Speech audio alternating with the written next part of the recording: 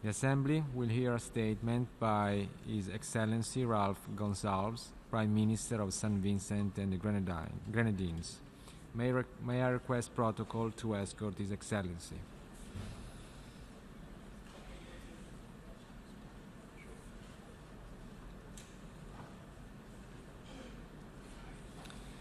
I have great pleasure in welcoming the Prime Minister of St Vincent and the Grenadines, His Excellency Ralph Gonsalves, and I invite him to address the General Assembly. Madam President, our dear friend from Ecuador, Your Excellencies, 1 decade ago, the world was convulsed by a cataclysmic collapse of its economic order.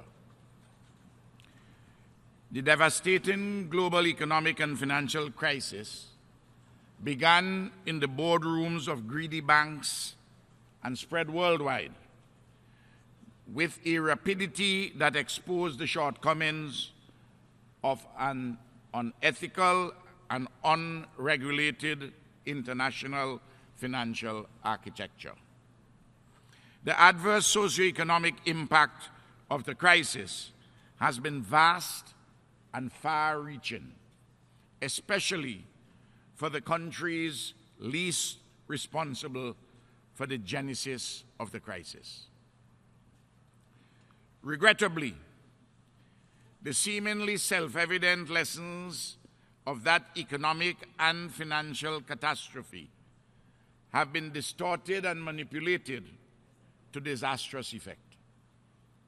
While the financial architecture has been quietly reassembled with little more than ineffectual cosmetic changes, the post-crisis socioeconomic and political landscape has been radically reordered. Economic difficulties have caused most of the major nations to look inward, eschewing the most noble and beneficial aspects of global cooperation. Craven demagogues, clothed in populist robes, have emerged to exploit economic hardship and fan the flames of division, hatred, and isolation. In all corners of the globe, the jarring rise of illiberal intolerance can be causally connected to the economic crisis and its continuing impact. Solidarity has been sacrificed on the altar of political expediency, illustrating the enduring prescience of the late Kofi Annan's observation that when economic conditions are difficult, people tend to be less generous and protect themselves. The question of solidarity doesn't mean much to them at that time. We have retreated from the ethos of integration, cooperation, and consensus building that not only animated the pre-crisis decade, but which is absolutely necessary to solve the global problems that confront us.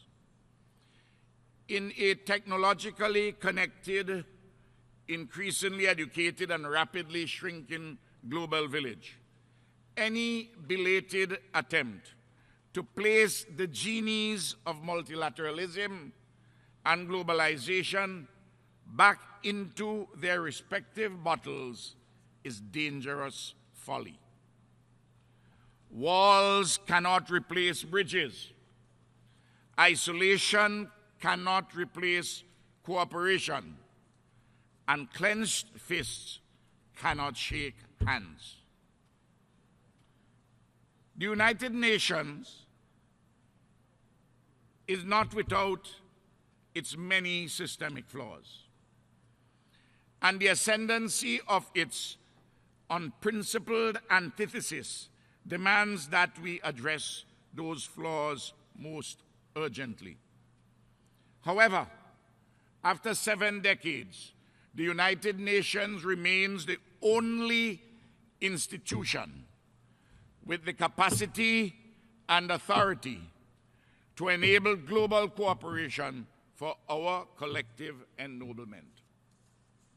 Madam President, your well-chosen theme for this general debate speaks to the relevance of the United Nations, of global leadership and shared responsibility. It centers on a recommitment to the bedrock foundations of our Charter: sovereign equality, non-interference and non-intervention, international peace and security, respect for international law, and collective cooperation in solving global problems. It is precisely when times are most tumultuous, when deleterious alterations are upon us, that principles must be most unchanging and fundamental truths must be most vigorously upheld. The principles of non-intervention and non-interference are of particular importance to small island developing states. Lacking military might or economic wealth and constrained within narrow borders, we owe our existence as nation states to a global recognition and respect for the principle that no other nation, large or small, rich or poor, near or far, should be allowed to interfere in our sovereign affairs or interfere in matters properly resident in our domestic jurisdiction.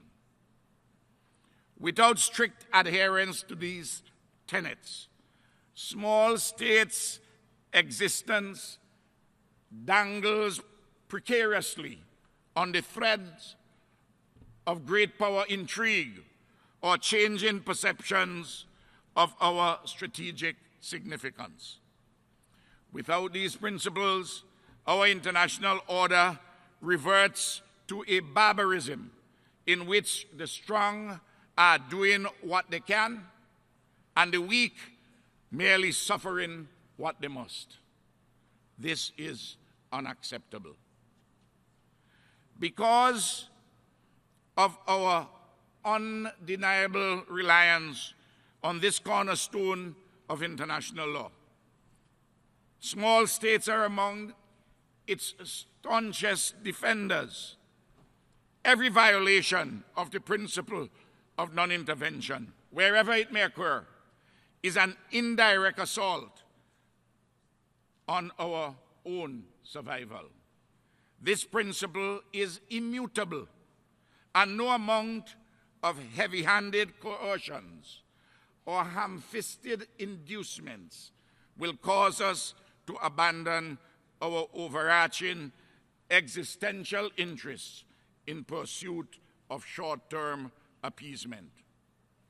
Our shared history of struggle against colonial oppression and exploitation informs not only our continuing pursuit of reparatory justice for the victims of native genocide and slavery, but places us in implacable opposition to any actions by those who seek illegally to impose their will on independent nations and peoples.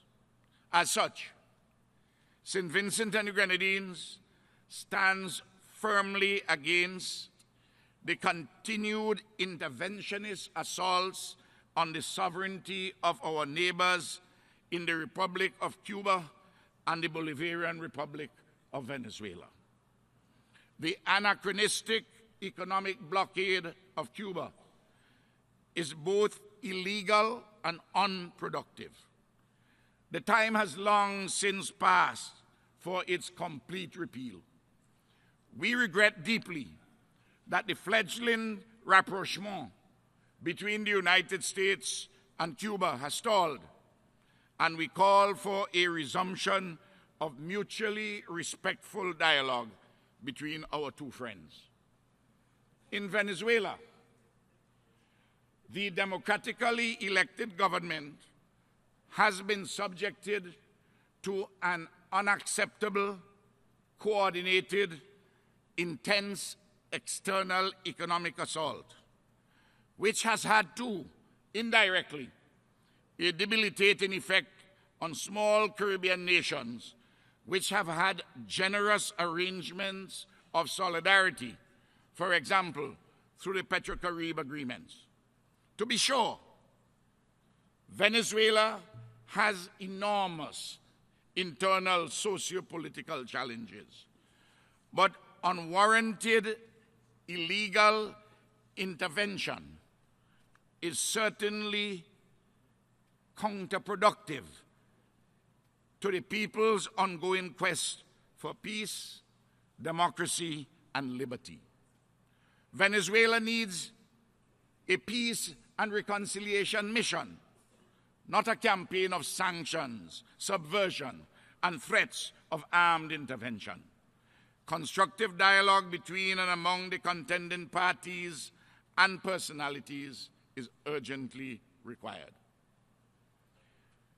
The peoples of Latin America and the Caribbean have repeatedly reaffirmed that our region is a zone of peace. Our peoples are not the pawns and playthings of any nation. Our America, our Caribbean, defiantly affirm this. It is a noise in our blood, an echo in our bones.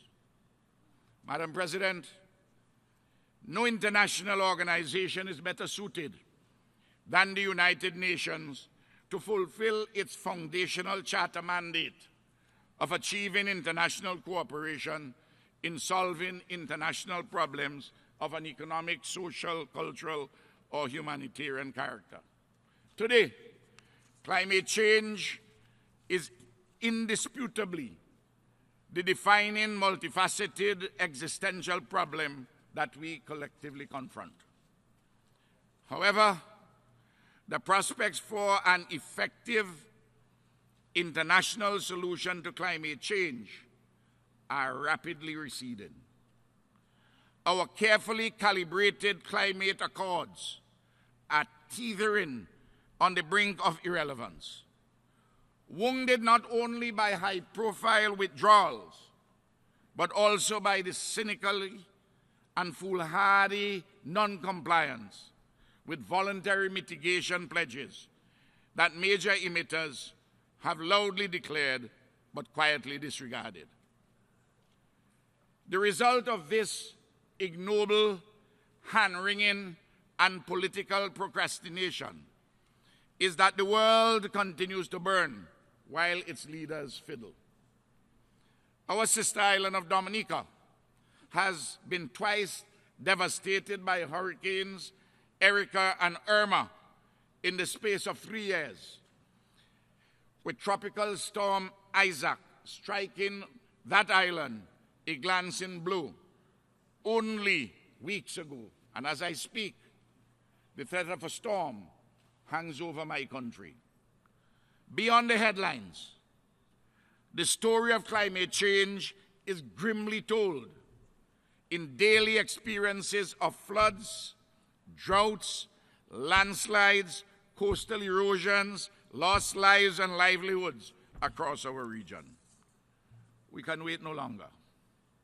The constellation of challenges externally sourced, which face our small states, demand a focused global response, which recognizes in theory and in practice an undoubted small state exceptionalism.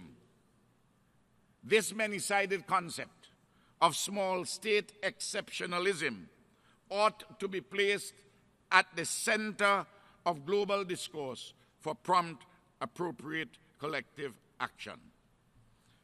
Madam President, the rising seas and intensifying storms pose an existential threat to the small island developing states particularly. Major emitters that fail to set and honor ambitious mitigation pledges are committing a direct act of hostility against the SIDS, and we ought to resist the recklessness of those major emitters who are acting against our interests. In the same vein, the financing of climate resilience and adaptation measures by our development partners cannot be shoehorned in the same glacially slow, labyrinthine bureaucratic processes that have stymied other cooperation initiatives. Our friends and partners must recognize the fierce urgency of this unfamiliar and unprecedented climate change, this climate threat, and must demonstrate decisive political and developmental action to arrest this extraordinary existential threat. Climate change cannot be handled by business as usual practices, however tried and true. Our global climate accords have birthed entities with ostensible objectives to funnel and deliver urgently mitigation and adaptation financing to the most vulnerable states. However, these entities place the promised support at the center of an impenetrable web of unwieldy rules and processes that serve only to frustrate those most desperately in need of life-saving cooperation. Madam President, similarly, the international commitment to the Sustainable Development Goals falters on the paucity of tangible global effort to their achievement and timeline. In St Vincent and the Grenadines, the Sustainable Development Goals are adopted and embedded within our national development plans. Despite limited resources, we have created both a Zero Hunger Trust Fund and a Disaster Contingency Fund, innovative and unique responses to our own sustainable development needs. We have mainstreamed and prioritized goals related to clean energy, economic growth, sustainability, climate action, and biodiversity. We have chalked up homegrown progress in tandem with selfless solidarity from some of our regional and global friends and allies. But much more is required to be done. St. Vincent and the Grenadines continues to seek new avenues for people-centered development and economic growth amid rapidly changing realities. The specter of trade wars poses an immense danger to our developmental aspirations, as does the continuing tightening of the procedural noose around the throat of our banking and financial services industries. The prospect of de-risking and the loss of correspondent banking relationships is not an individual banking or business decision, but a clear and present threat to the economic viability of many small states. The modern manipulation of states' access to global banking and finance mechanisms, whether informed by politics, stigma, or indifference, is a flagrant violation of the internationally recognized right to development. It is imperialism of a most insidious kind, imposed facelessly from a distance. The United Nations must urgently confront this grave and gathering menace in a coordinated and action-oriented manner. St Vincent and the Grenadines is also making increasingly innovative forays into capitalizing on the vast potential of the blue economy, tourism, niche agricultural products, and our historical knowledge in the medical cannabis industry. We seek the cooperation of our friends and partners in supporting these initiatives. Madam President, St. Vincent and the Grenadines' faith in the principles and potential of the United Nations is made manifest in its active participation in all aspects of this body. In recent years, we have demonstrated that small size is no impediment to impactful contributions on the world stage. St. Vincent and the Grenadines has played a leadership role in the United Nations post-financial crisis response, in the revitalization of the General Assembly, in Security Council reform, in advancing the law of the sea, in small arms control, in ambitious measures to combat climate change, and in the global response to non-communicable diseases. Most recently, St. Vincent and the Grenadines chaired the Administrative and Budgetary Committee of the United Nations and currently serves as the President of the Economic and Social Council. In a similar manner, we feel the responsibility to bring our unique perspectives to bear on the work of the United Nations Security Council. The perspectives of small states, inclusive of small island developing states, have been historically the least heard in the Security Council. As the threats to international peace and security have evolved in diverse ways, so too has the need for a diversity of viewpoints on the Security Council increased. Small island states have largely solved, and solved spectacularly, the challenge of forging peaceful, harmonious societies amidst many of the social, ethnic, political, historical, and cultural fissures that traditionally lie at the root of many breaches of international peace and security. We have confronted these challenges not with a surfeit of weapons or dollars, but with mutual respect, dialogue, and an understanding that unique situations require not static ideological solutions, but flexibility and innovation geared towards the specificities of the issue at hand. The need for more of this type of practical, principled pragmatism on the Security Council is self-evident. It is why the candidacy of St. Vincent and the Grenadines has been endorsed by the member states of the Caribbean community, and it is why St. Vincent and the Grenadines continues to call for the reform of the membership of the Security Council to reflect modern realities and challenges. Madam President, our pragmatism affords us the opportunity to see the world as it is, unencumbered by historical or ideological blinders. The United Nations, which justly counts among its member states populations as small as 10,000 people, somehow continues to remain blind to the 23 million residents of Taiwan. There is simply no principled basis to deny Taiwan the right to participate in the work of the specialized agencies of the United Nations. Madam President, the relevance of this institution is rooted in its responsiveness to the needs and challenges of the peoples we collectively represent. We can and must do more to address those needs in direct and transformative ways. We must ever more match noble intent with decisive action in pursuit of our Charter objectives.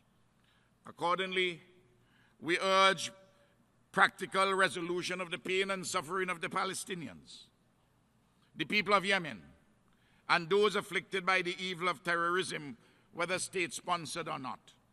Similarly, the madness of the spread of weapons of mass destruction and the threat of their use is a standing affront to humanity, peace, and security, and thus demands our collective response.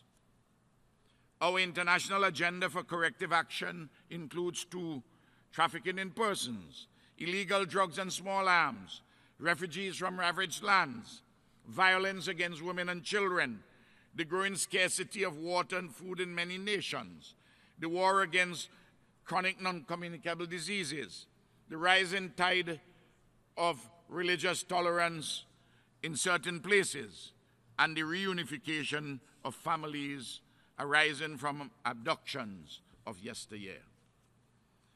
Madam President, we live amid frantic attempts in diverse quarters to rekindle the dying embers of xenophobia and unilateralism in pursuit of a past glory stuffed with mythology. But this noble institution is the keeper of a different flame. Our bedrock principles stand as an open rebuke to those who traffic in base triumphalism and pursue actions that are fueled by both short memories and short-sightedness. Ours is a flame of respect for sovereignty, for diversity of views, for dialogue, for peace, and for development. In changing times and amid new challenges, the principles that fuel this flame must be zealously defended. As keepers of this flame and as holders of these principles in trust for future generations, we cannot falter and be found wanting in the face of reactionary assaults. Another way is possible, and that way, that path is lit by the timeless principles that continue to animate and invigorate the best efforts of the United Nations. Long may those principles continue to guide our collective journey of peace, prosperity, and people-centered development. What then is required of us? The answer is as timeless as it is wise. What is required of us? To do justly, to love mercy, and to walk humbly with our God. I'm obliged.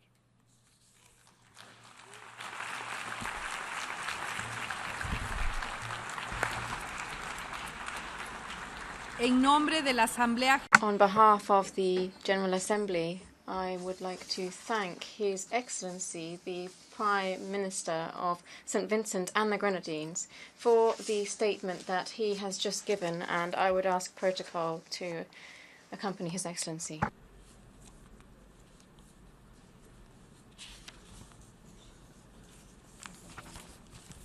Estimados amigos, Distinguished friends, we have heard the last speaker in the general debate for this meeting.